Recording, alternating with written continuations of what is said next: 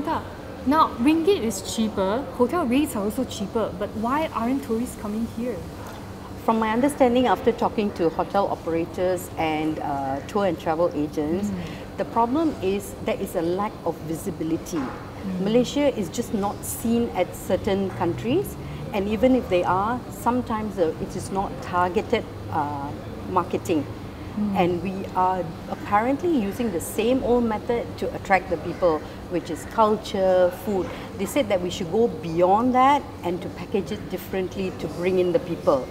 Well, last week the newly appointed minister did mention that it was the decline, the reason decline is the cause of the election. Some travel agents say that shouldn't be for more than a month or two at the maximum. But we have seen 10 continuous months of decline over the previous period. So it's just a bit worrying. But on the flip side, what I understand is forward bookings are looking slightly better. One of the things is that we don't have GST now, and one of our strongest market is Singapore. So hopefully the Singaporeans are one of those who are going to come and shop in Malaysia during this interim and help lift the numbers. Now talking about decline, right? Last year our tourist arrivals were actually lower than the year before, but in fact we have seen 5 straight years of decline. So why is Tourism Malaysia still so positive about hitting target 33 million this year in fact? Yeah. These were numbers set under NKEA's quite some while ago. At that time, they were very optimistic of how the numbers would turn out and how it'll all go. Unfortunately for us, we had the MH370 incident, MH17 incident, so a lot of targets were not met at that time. So if you look at it, I think, in my opinion, I think maybe they should look at a revised target because it looks very optimistic. Earlier this year, the Director General of Tourism had mentioned that they are still confident of hitting the high numbers of 33.1 million. But he says that is because he has noticed that Singapore, Indonesia and Thailand have already enjoyed the upswing and their huge numbers have already come in. He thinks it is Malaysia's turn now to bring in.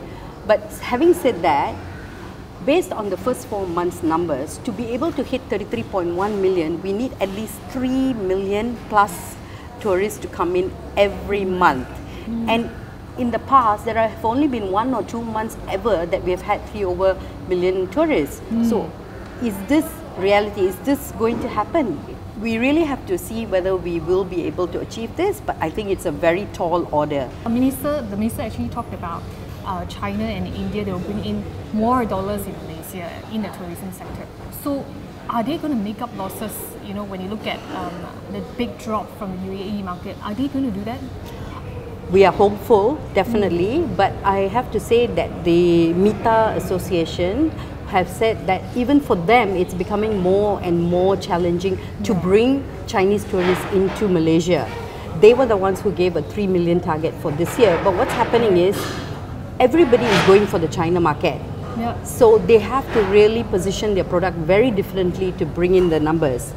And secondly, the fact that the Singapore numbers have declined, they bring in the bulk. They are the highest spenders because of the sheer number of people who come into the country.